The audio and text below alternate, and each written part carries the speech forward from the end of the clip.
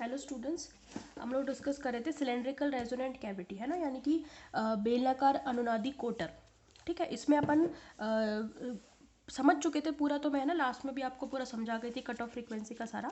लेकिन उससे पहले हमने स्टार्ट किया था कि बेलनाकार अनुनादी कोटर क्या होता है बेसिकली, है ना। अब ये हम लोगों ने देखा था उस पर क्या क्या कंडीशंस लागू होती हैं, ये सब हमने देखा था। ठीक है, इसके अलावा हमने ये देखा था कि ये दो मैक्सवेल इक्वेशन जो उसमें सेटिस्फाई करती है, वैसे तो सारी करती है सेटिस्फाई, लेकिन डाइवर्जेंस वाली से हमारा मतलब नहीं है। कर्ल वाली हमने ली है दो, ई और एच वाली। ठीक है, ये भी लागू होती है अदरवाइज, लेकिन इनका कोई ऐसा खास रिजल्ट है नहीं।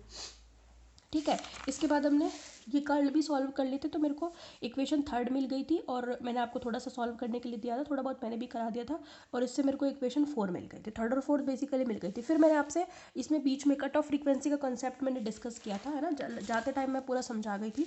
ठीक है, आज अपन लिख लेंगे, थोड़ा सा बता देती हूँ। कट ऑफ फ्रीक्वेंसी क्या थी कि हर बेलनाकार अनुनादी कोटर या सिलेंड्रिकल रेजोनेंट कैविटी में जो फ्रीक्वेंसी होती है ना, दो अलग अलग तरीके के मोड लगते हैं, या तो टीई मोड होगा या टीएम मोड होगा। टीई है ट्रांसवर्स इलेक्ट्रिक, यानी, है ना, और टीएम है ट्रांसवर्स मैग्नेटिक। ट्रांसवर्स इलेक्ट्रिक है तो अनुदैर्ध्य कंपोनेंट या लॉन्गिट्यूडनल कंपोनेंट इलेक्ट्रिक फील्ड का जीरो होगा। और अगर ट्रांसवर्स मैग्नेटिक है तो फिर ट्रांसवर्स मतलब अनुप्रस्थ, तो अनुप्रस्थ लग रहा है तो अनुदैर्ध्य ऑब्वियसली जीरो होगा। तो ट्रांसवर्स जब भी लग रहा है तो लॉन्गिट्यूडनल कंपोनेंट हमेशा जीरो होगा। तो इसमें मैग्नेटिक फील्ड का लॉन्गिट्यूडनल कंपोनेंट क्या होगा, जीरो होगा। और चाहे आप कोई सा भी मोड लगाओ, चाहे आप टीई मोड लगाओ चाहे आप टीएम मोड लगाओ, जो वेव्स उसमें फ्लो होंगी, जो जाएंगी, या जो फ्रीक्वेंसी होगी, वो एक पर्टिकुलर फ्रीक्वेंसी से ज़्यादा की फ्रीक्वेंसी ही उसमें से पास होती हैं। तो वो जो मिनिमम फ्रीक्वेंसी है वो कहलाती है कट ऑफ फ्रीक्वेंसी। समझ में आ गई बात। हर मोड की अपनी अलग कट ऑफ फ्रीक्वेंसी होती है। ठीक है, उतना डिटेल में अपने है भी नहीं, हालांकि कट ऑफ फ्रीक्वेंसी का भी एक बेसिक फार्मूला मैं निकलवा दूंगी आपको, पूछा जाता है। ठीक है, तो चलो आगे चलते हैं अपन इसमें। कैविटी कट ऑफ फ्रीक्वेंसी का कंसेप्ट लिख लेते हैं और मोड वगैरह लिख लेते हैं ना। तो हम लिखेंगे in a cylindrical resonant cavity, in a cylindrical resonant cavity two modes can be applied, ठीक है। नंबर वन, टीई मोड, यह इंग्लिश में हम इसे बोलते हैं ट्रांसवर्स इलेक्ट्रिक मोड। ठीक है, हिंदी में बोलते हैं हम इसे अनुप्रस्थ। अनुप्रस्थ का मतलब भी मैंने समझा दिया था, जो लेंथ है सिलेंडर की, जो लेंथ है उसके परपेंडिकुलर। अनुप्रस्थ वर्ड का मतलब ही होता है परपेंडिकुलर। ठीक है, जैसे हम तरंगे भी पढ़ते हैं, दो तरीके की होती है, ट्रांसवर्स वेव होती है और लॉन्गिट्यूडनल वेव्स होती है। ट्रांसवर्स वेव क्या होती है, जिनमें पार्टिकल्स के जो कंपन या वाइब्रेशंस जो होते हैं वो जो डायरेक्शन ऑफ प्रोपोगेशन है, यानी कि तरंग संचरण की जो दिशा है उसके लंबवत होते हैं, तो वो वेव्स कौन सी होती है, ट्रांसवर्स वेव। और लॉन्गिट्यूडनल वेव्स होती है जिनमें पार्टिकल्स के कंपन यानी कि कणों के कंपन जो है वो तरंग संचरण की दिशा में, यानी कि कंपन ऐसे ऐसे होंगे। अगर वेव इस डायरेक्शन में जा रही है तो लॉन्गिट्यूडनल में तो कंपन ऐसे ऐसे होंगे इस डायरेक्शन में, और जो ट्रांसवर्स होगी उसमें ऐसे ऐसे ऊपर नीचे होंगे। समझ में आगे बात, अंतर समझ में आ रहा है। तो ट्रांसवर्स शब्द का मतलब ही होता है जो डायरेक्शन है आपकी वेव की है, चाहे अब यहाँ पर कैविटी है तो कैविटी की जो लेंथ है या ऊंचाई जो है उस डायरेक्शन के परपेंडिकुलर, यानी कि उसके पर्टिकुलर लेंथ के परपेंडिकुलर। जैसे अगर कैविटी ऐसे रखी हुई है तो लॉन्गिट्यूडनल का मतलब इधर होगा, सॉरी ट्रांसवर्स का मतलब इधर होगा, लॉन्गिट्यूडनल मतलब इसकी डायरेक्शन में, लंबाई की अनुदिश। ठीक है, चलो अनुप्रस्थ विद्युत विधा। ठीक है, मोड को हिंदी में बोलते हैं विधा। इसको विद्युत के साथ क्षेत्र भी लगा लो, वो ज़्यादा अच्छा लगेगा, विद्युत क्षेत्र विधा। ठीक है, नंबर दो होता है आपका टीएम मोड। टीएम मोड है आपका ट्रांसवर्स मैग्नेटिक मोड।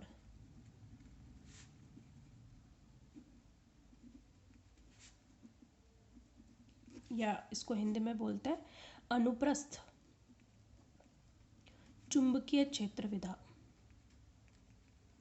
तो जो भी आप मोड लगाओगे तो अनुप्रस्थ लगाओगे तो उसका कॉरस्पॉन्डिंग जो अनुदैर्ध्य कंपोनेंट होगा वो जीरो होगा। कॉरस्पॉन्डिंग से मेरा मतलब विद्युत क्षेत्र है तो अनुदैर्ध्य विद्युत क्षेत्र जीरो होगा, चुंबकीय क्षेत्र लगा रहे हो तो अनुदैर्ध्य चुंबकीय क्षेत्र। इतना आपको थोड़ा सा पता होना चाहिए। ठीक है, हालांकि काफ़ी डिटेल्ड टॉपिक है ये एमएससी में, अभी आपके जितना है मैं आपको उस हिसाब से बता रही हूँ। ठीक है, चलो टीई मोड हो गया, टीएम मोड। सबसे पहले हम देख लेते हैं TE mode.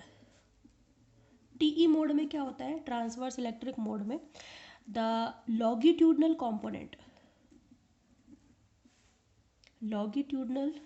component of electric field कितना है लॉन्गिट्यूडनल कंपोनेंट? देखो ट्रांसवर्स इलेक्ट्रिक है तो ट्रांसवर्स तो इसमें एक्टिव रहेगा, जो ट्रांसवर्स इसका कंपोनेंट है वो तो एक्टिव रहेगा, लेकिन जो अनुदैर्ध्य घटक है ना वो जीरो होगा। लंबाई के अनुदेश, भाई हमारी जो कैविटी रखी हुई है वो कैसे रखी है, ऐसे तो रखी है, ऐसे रखी है इस डायरेक्शन पे, ऐसे मतलब z अगर एक्सिस ऐसे है तो ऐसे रखी हुई है, तो ये लॉन्गिट्यूडनल कंपोनेंट हो गया इस डायरेक्शन में, तो ई जेड, तो कंपोनेंट कौन सा इलेक्ट्रिक फील्ड का, ई जेड, तो वो जीरो होगा, E Z is equal to zero. इसको क्या हो रहा है, E Z is equal to zero. ठीक है, चलो बस इतना ही समझना है आपको, longitudinal component of electric field is zero in this mode. Number 2 TM mode. TM mode में क्या होगा, टीएम मोड में the longitudinal component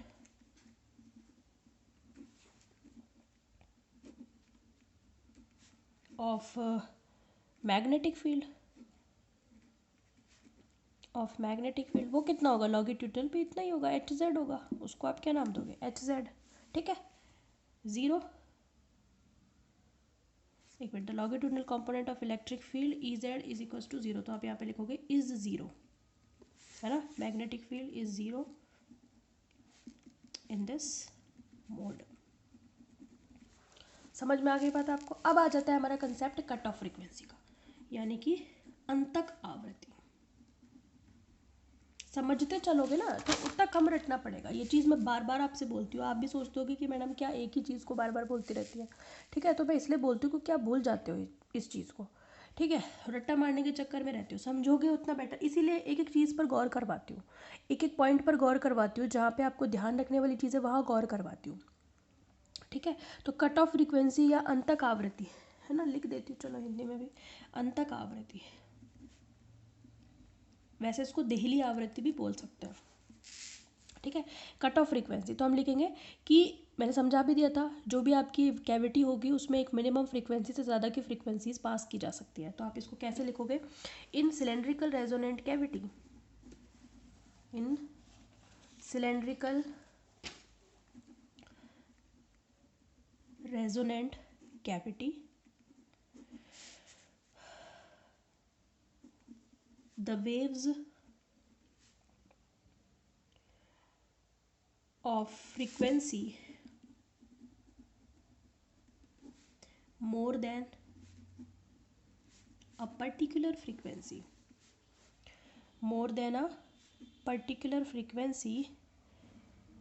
can pass therefore, मतलब मैंने क्या कहा कि बेलनाकार अनुनादिक कोटर में एक निश्चित आवृत्ति से अधिक आवृत्ति की तरंगे ही संचरित हो सकती है। ठीक है, पास या फिर आप इसे लिख सकते हैं propagate, can propagate. This minimum frequency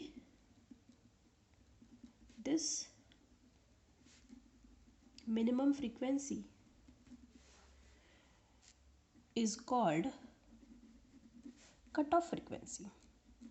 ठीक है, आप यहाँ लिख सकते हो more than a particular frequency या फिर मिनिमम फ्रीक्वेंसी, इसी को कह रही हूँ मैं, मिनिमम फ्रीक्वेंसी मतलब एक न्यूनतम आवृत्ति या एक निश्चित आवृत्ति से अधिक की आवृत्ति की तरंगे ही बेलनाकार अनुनादिक कोटर से पास हो सकती है या संचरित हो सकती है।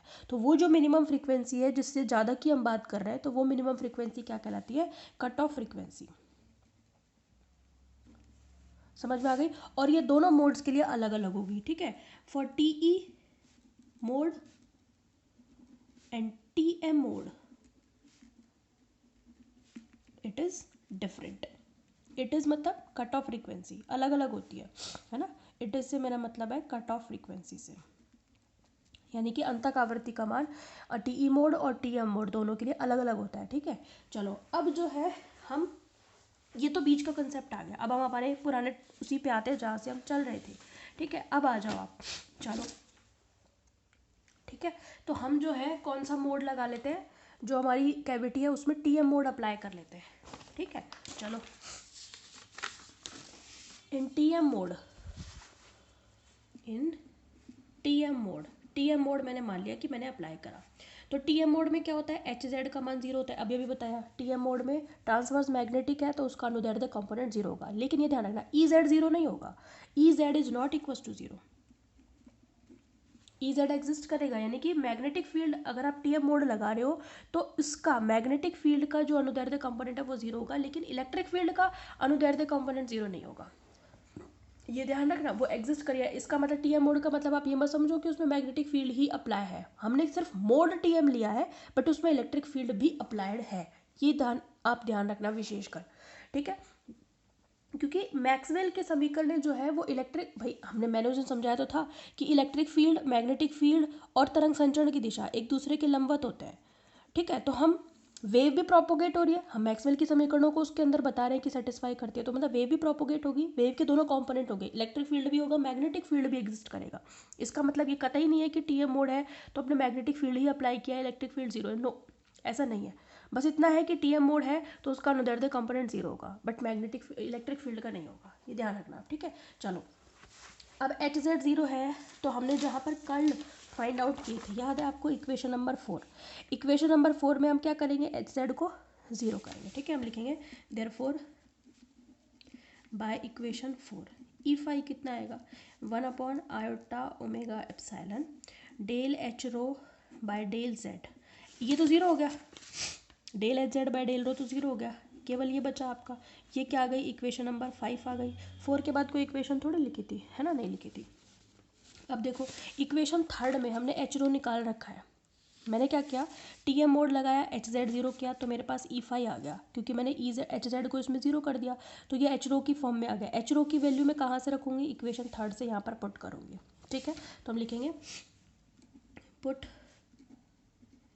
Value of H rho by equation third, तो ई फाई कितना आएगा आपके पास, 1/आयोटा omega epsilon del by del Z, ठीक है, माइनस 1/आयोटा ओमेगा म्यू, ठीक है, पूरी लिख दो चलो पहले, फिर कन्फ्यूज़न नहीं होगा, ठीक है। आयोटा ओमेगा म्यू 1/रो del E Z by del phi minus del E phi by del Z,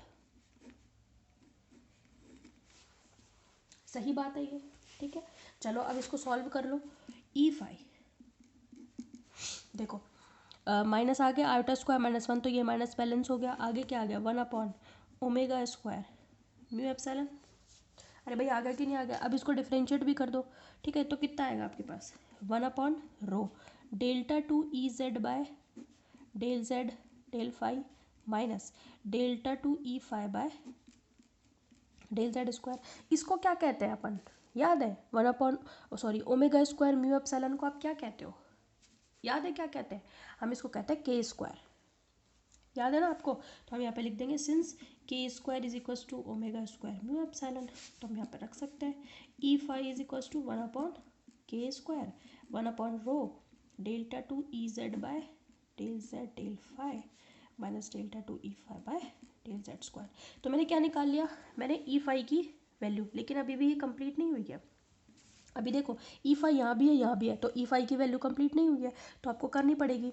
आपको याद है कि जो delta two by del Z square है इसकी वैल्यू कितनी थी, माइनस बीटा स्क्वायर थी, कहाँ से लिखा है ये मैंने, माइनस बीटा स्क्वायर।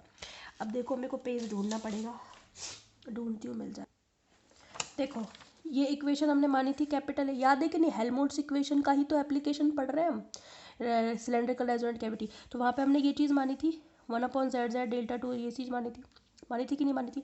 इस z को आप इधर ले आओ, फिर दोनों तरफ z हटा दो, अरे भाई delta two by del Z square Z है ना is equal to minus beta square Z हटा दो ना दोनों, काटने नहीं है, हटाने की कह रही हूँ मैं। तो delta two by del Z square किसके बराबर हो गया, माइनस बीटा स्क्वायर के ही तो हो गया, तो वही तो लिखा है मैंने, ये देखो माइनस बीटा स्क्वायर वहाँ से आया है, मैं ये याद दिला रही हूँ आपको, तो यहाँ पे रख सकते हैं अपन। तो ई फाई मेरे पास कितना आ जाएगा, 1/के स्क्वायर 1/रो delta two E Z by del Z del phi, तो कितना हो गया, plus beta square E phi हो गया ना, क्योंकि ऑलरेडी एक माइनस यहाँ पे है। तो ई फाई वाले कॉम्पोनेंट्स को क्या कर लो, एक जगह पर रख लो, ठीक है, तो क्या बन गया आपके पास,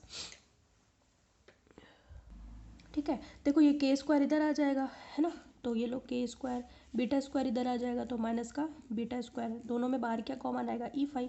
मैं सिर्फ इतना कह रही हूँ कि ई फाई वाले कॉम्पोनेंट्स को एक जगह लेना है, तो के स्क्वायर इधर आ गया, तो इसका कोफिशिएंट है के स्क्वायर, इधर से आएगा बीटा स्क्वायर, और रो इससे मल्टीप्लाई हो जाएगा, तो इसकी वैल्यू कितनी आ गई, delta two E Z by del Z E phi. ये रो कहाँ से आया, ये वाला है ना भाई, ये इधर आ गया, बाकी चीज़ें इधर आ गई, तो मेरे पास delta two E Z by del Z del E phi की वैल्यू आ गई, रो के square minus beta square E phi, इसको अपन यूज़ करेंगे, ठीक है। अभी पूरा नहीं हुआ ये इक्वेशन नंबर 6, ठीक है। अभी हम क्या करेंगे, ई जेड हमें पता होना चाहिए कि कितना है ई जेड, फिर मैं उसको एक बार फाई के रिस्पेक्ट में डिफ्रेंशिएट करूँगी, एक बार जेड के रिस्पेक्ट में डिफ्रेंशिएट करूँगी, फिर उसको इसके बराबर करूँगी, और फिर देखेंगे हमारा रिजल्ट क्या आएगा, ठीक है। कल अपन इसको कंप्लीट कर लेंगे, तो कल हमारा ये टॉपिक जो है पूरा हो जाएगा। शायद मैंने आज कंप्लीट होने की कही थी, पर टाइम कंज्यूमिंग टॉपिक्स हैं ये काफ़ी, तो भाई टाइम तो लगता ही है इनमें, ठीक है। तो बाकी के 1-2 टॉपिक और बचेंगे। अच्छा, फिर कई बच्चे पूछ रहे हैं कि मैम कौन सी बुक शुरू करोगे, तो मेरा तो यही है कि मैं इलेक्ट्रॉनिक्स शुरू करूँ, बाकी देखते हैं क्या सिस्टम रहता है। अगर कॉलेजेस ओपन हो जाते हैं तो फिर टाइम नहीं मिल पाएगा वीडियोज़ रिकॉर्ड करने का, पर खैर उस बारे में तो बाद में देखेंगे, अभी कुछ कह नहीं सकते, ठीक है। तो अगर कॉलेजेस शुरू नहीं हुए तो अपने वीडियोज़ तो चलती रहेंगी, तो सेकेंड बुक मेरी जो है इलेक्ट्रॉनिक्स होगी, ठीक है। बाकी अगर शुरू हो गए तो फिर देखते हैं क्या करते हैं ना। Thank you.